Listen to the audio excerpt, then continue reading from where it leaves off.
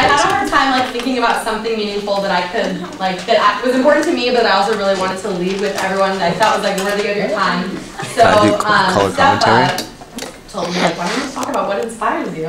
And I thought that that was a pretty like obvious way to go about it. So I'm going to share like three of my kind of biggest inspirations, really in this past semester, and then wrap them together in what, in what they've kind of like meant for me going forward after I graduate in May. So I want to start you guys off with a quote. The quote is from, wait, go back. The quote is from Eat, Pray, Love. So in case you didn't know, aka if you're not like already in my book club, I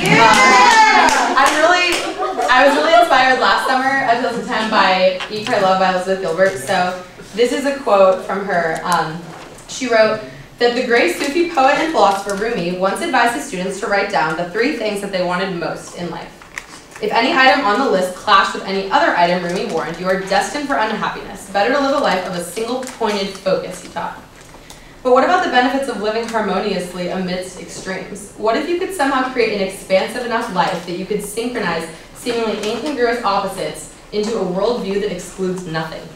And I think that has really, like this just really spoke to me and encapsulates like the way that I have gone about this final year at SC. Like I was looking for everything that inspired me and everything that I know I believe in, and I want to figure out how to wrap it all into one expansive life and one worldview that can guide me forward without being like totally contradictory. So again, now you can go to the next slide. The 3 kind of inspirations that I'm going to talk about tonight are Eat, Pray, Love, Kesha, and my family, specifically our home and our sisterhood, me and Kirby and Chloe, my other sister is not here. So, all right, going to number 1. You can go to the next slide. So I have this really like stupid analogy that I thought of last semester, and I told Steph about it. Just that like being a senior, sometimes I feel like this like disgustingly like overripe fruit that's like dangling from this tree, right? And so you're like hanging there, and all these like sprightly new green fruits are popping up around you, and you just feel like, oh, like I'm hanging by a thread here. I'm about to fall to the like unknown depths below. It's super scary, and so that feeling kind of at the whole beginning of this year. Next slide. I just felt like that. I was just torn with this tension, and I felt like senior year is the biggest paradox of like I'm so excited to be a senior, but I'm so terrified of what's next, and I'm so like, oh, whatever, I don't care about school, and oh, I'm like starting my master's thesis, so I'm supposed to care. And so again, like I felt very torn, and then I also came to like just an epiphany, and I think a lot of it came about from Eat, Pray, Love, because the premise of the book, if you don't know, is about this woman who travels to these 3 like places in the world to focus on 3 different things, which are like Eat stands for kind of her like seeking pleasure, and she goes to Italy and she wants to do whatever she wants, and then she wants to go to India and meditate and find spirituality, and she feels those are contradictory as well. So for her 3rd phase, she goes to Bali to find out about like divine balance and how to live with both of those things in your life, pleasure as well as focus. And so for me, I kind of realized, maybe because like through the help of the book, like that my torn feeling wasn't really about like I didn't have to choose between either side. It was like these opposing forces were holding me in equilibrium. It was about like finding balance between the 2. So you can go to the next slide. Well, I kind of got behind. But so this is me, like, internally, and then the next was just, like, I know this is cheesy, but this was my coffee cup at my internship the other day, and I was like, just, what are you talking about? Like, wake up, you're so lucky, you have all these amazing things going on. It's not too late to get things done this year, even though the time is totally ticking. So I think that was a good, like, discovery for me about balance. I think that it's something that a lot of people, I would hope, can relate to in here, because we're leaders and we're inclined to become often like overly involved. We extend ourselves, not only because we can't say no to people, but also because we're passionate about a lot of different things. And like Casey Williamson told us, like leadership isn't just some like spoiled privilege, it's also a burden and a responsibility that we have to society to like fulfill that desire. So yeah, so you can go to the next slide. I thought it was something that we're all working on together, balance. Good times. Just throw that in there. It's pretty great. For those of you who weren't there, it was a really great day practicing balance. No. So, for me, what? Anyway, so the next thing that I want to talk about is oh shoot! There you go. I was going to say, I don't think that's actually Kesha, but yeah, that was me. And I'll get back. Oh my god, that's so funny. So I'll get back to how Kesha defines what was inspiring me, but no, simply that I think a lot of us, in balancing all the different things we do, it also becomes hard to remember our identities without the things that we're committed to, some of our jobs and like student leadership positions on campus, things like that. Like for me, having been an RA for 3 years has been a huge part of like what's defined my friend groups and the way that I like carry myself at school, and they teach you too to do that at all times because you never know where they're going to see you. But so, sorry, like snide reference, but so this year, like some of you know, I came across like a little bump in the road for the RA job, and there's this possibility that came up that I wouldn't be able to continue forward in the position this year. And I had like a very much of an identity like crisis when I was at my lowest point. Like I was like, you know, what will happen? And I know that I have a lot more going on in my life and in my relationships than what the RA job makes for me, but I still thought that it would be such a huge change. I didn't know. I literally was like, who cool I'd be. So, I mean, how many of you, despite our attempts not to, like start all of your introductions with like, oh, what's your major? Like at our interviews with all of the ADAs, like they're like, so what do you do at USC? And not to say that a lot of these experiences haven't helped us like shape who we are, and that's ironically too, it's what college is about, is like they're asking us to choose a major when we're 17 or 18 years old and focus in on one area of your life that who knows if you really want to pursue. Or, you know, there's pressure to get involved and be the best of the best at a school like USC. So it's naturally like what you're supposed to do, but it becomes confusing. And back to that torn kind of feeling. So you can go to the next slide.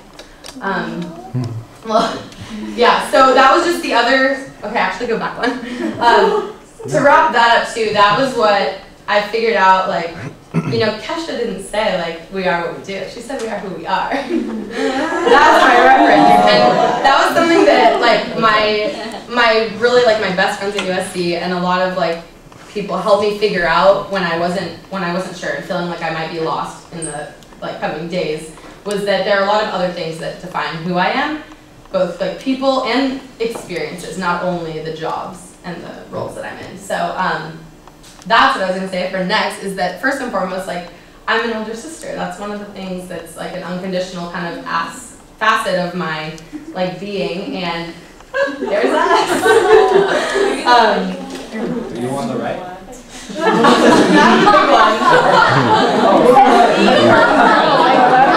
It's pretty self-explanatory. That's not a typical error. So, no, anyway, I think that, like, sisterhood has been one thing that's really, like, helped define or kind of trigger, like, my tendency to want to be a Damn it, Michael. And, thanks. Just to, like, set a good example. Like, my parents always taught me, like, those were the words they used. Like, you need to be a good example. So I think that's what helped inspire my, like, my driving, like, leadership philosophy now is still, like, exemplary leadership and demonstrating that, you know, no job is too low, and no, like, you can't ask anything of someone that you want to direct or someone you want to inspire without, like, being able to do it yourself. And so that was how, I don't know, I hope that I've been able to do that for my sisters. But another thing that I am is a communicator. And coincidentally, like, this didn't necessarily go along with my communication major, because freshman year I had no idea what that major was going to mean. And I had no idea how to explain to people, like, what career path I was going to take with that. They're like, oh, so what are you going to do with that? And I'm like, I don't know, hopefully, like, Annenberg teaches me.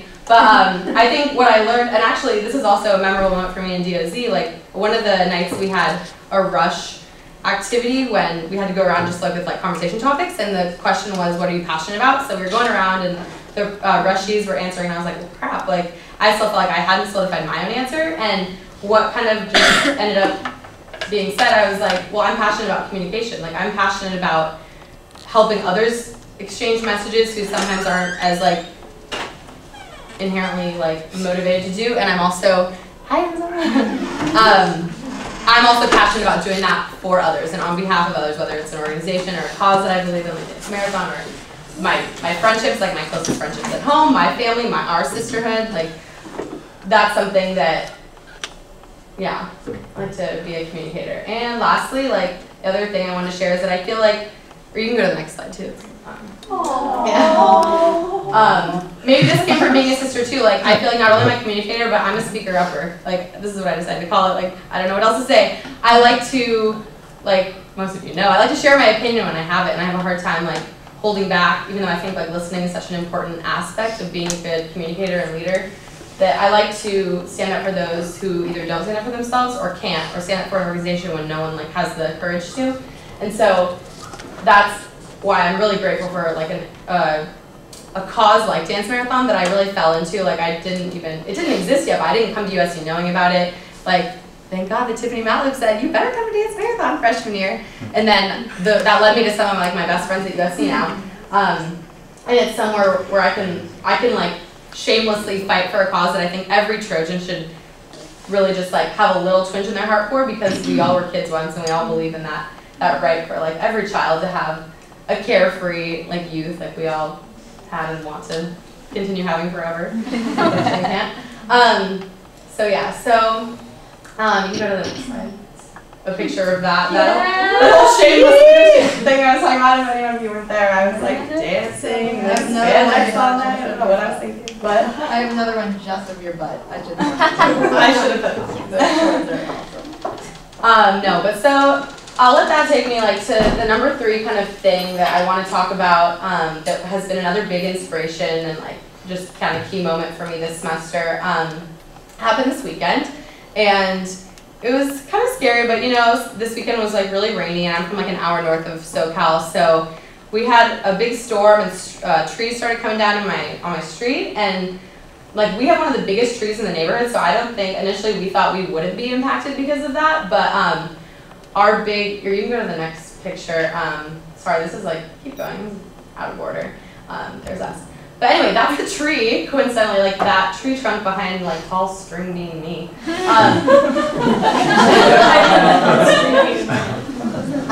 But our tree came down towards our house, and it hit the roof, but fortunately like the house wasn't very like damaged or anything like that. No one was hurt. There's some damage to the roof, so now like the whole house is kind of leaking, and the tree's gone. But you can go to the next picture, Matt.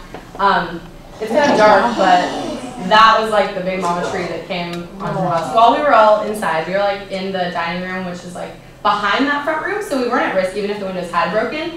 But it was a really intense moment where I told Kirby, she was at school, but my other sister, like we just watched through the window as it like came onto us, and it was more of just an emotional, like symbolic thing, even though like we knew it would be okay.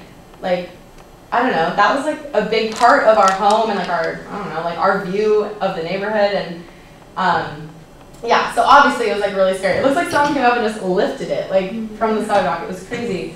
And I forgot to put in the picture of now, like it's all, they chopped it up like on Monday the next day. And our like whole house and lawn was covered in sawdust, but so yeah, so everyone's fine. But what I think this did was it put a lot of things in perspective, which I think any sort of like small or large tragedy does. I was in the house like after my parents like had ran outside, and we were calling, like we called the fire department, and I was like, we were grabbing raincoats out of the closet, and I grabbed like 3 coats at once, and like all the hangers fell to the ground, and like the coats fell basically. And my sister, she like picked up the hangers, and I was like, okay, hold this.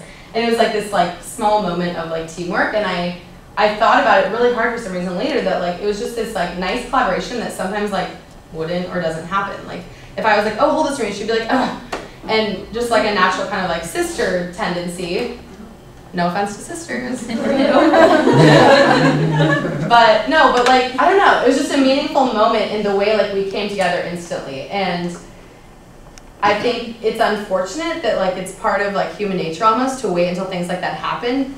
A lot of us know, like to be good to each other and to say thank you and to tell people that you love each other.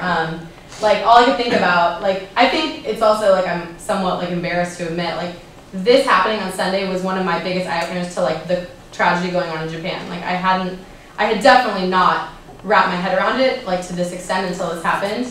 And you can look at the next slide. I was gonna say, like, at least I'm so fortunate, like, my house wasn't upside down. Like, nothing, no one was hurt, and I mean, it could be so much worse. But so, for that reason, I just felt like I wanted to leave that inspiration with you guys especially. I think that as, like, leaders and just the people who we are in DOZ, like, again, like, I was really inspired by Casey telling us that. This was at my initiation when he said that leadership is not a privilege, it's a burden. Like, it is our responsibility to be the people who are going to do something about our small feelings like this, because the average, like, human isn't going to think about it every day. And that, on top of the fact that, like, I read this cool National Geographic article, it was at home right before this happened, that, like, their population, like, currently is, like, reaching, like, 7 million. Like, I mean, sorry, 7 billion. Like, there are 7 billion people on this earth that we were put here with, and, like, we weren't meant to be living, like, solely selfish lives that are constantly self-revolved. Like, we were made here to be together, and people know that too. Like, we're happier when we're in physical contact, when we're with the people you love, like introverted or extroverted. There's, like, proof that there are physiological, like, effects of being with and near people and helping people. And I also watched a really cool documentary, surprisingly. I've never watched a documentary until this one, in Film Symposium this semester. I have all these embarrassing confessions. But this really cool documentary that I think we should all go see, not to pitch it either, it's called I Am, and it was like a former, like, Hollywood hotshot dinner spot, Sabina Robbie, probably. Were you there that night? Nice. And it was busted, no, but it was this guy going about, like, he was going around having dialogues with, like, anyone and everyone, but a lot of, like, you know, philosophers and, like, politicians, thought leaders, about, like, what's wrong with this universe and, like, what can we do about it? Like, is it too late, or how can we move forward as like, humanity? And there was a lot of commentary on that, like the way that people, like, Adrienne said this too the other night. I told her that I didn't want to steal her line, but she inspired me too, that, like, we walk past, like, a homeless person in the LA area because it's awkward, but, like, why? When it won't hurt us at all to, like, give $1 or to give $5, like, I don't know. And me too, like, I am the leader of that example. Like, I don't know why it's so hard, but I think that we should all just be inspired by, like, the fortune around us to be better. And then on top of all these things, I think it's the other, like, fact that after spring break we were like, there are only 6 weeks left, and for all the seniors, like, there's 6 weeks left. There's 7 weeks after Friday till commencement, and you can go to the next slide, Matt. Shoot, go next slide. Like, that's a big number for DOZ, which I loved when I counted how many weeks that were left. Like, not only is life too short and are we too blessed, but, like, these 7 weeks are way too short for us to waste time, like, not saying how we feel and not, like, telling people how we feel about them, your best friends that you love them, or someone in DOZ who you put a crush on for years that you love them, and just, like, all of what? I don't know. Who is it? No, but the point of my story was just that, yeah, like, again, life's too short and too precious that we should act on. I mean, right, Jen? Like, wouldn't you agree? Yeah. Yeah. That's what I'm talking about, obviously. Jen's Colin. Oh, she's like, what? Yeah, go for it. No, I would disagree. Then don't go for it. Don't go for it if you have a crush on her. I didn't Yeah. Anyway, so now you can go back to the slide we just skipped, but this is one of my favorite, like, group moments where DSD loved each other, and it's right next, this was at the very end of Gamma semester, and it shows too this beautiful coast that, like, we share with Japan. So I think hopefully, like, to take it away, we should just cherish these things, and also, like, to sum up all of my, like, inspirations, I realized, like, is that I want to live as expansive of a life as I can and not have to make the choices that I feel torn with right now. So hopefully, like, all of you will do the same. That's all I got.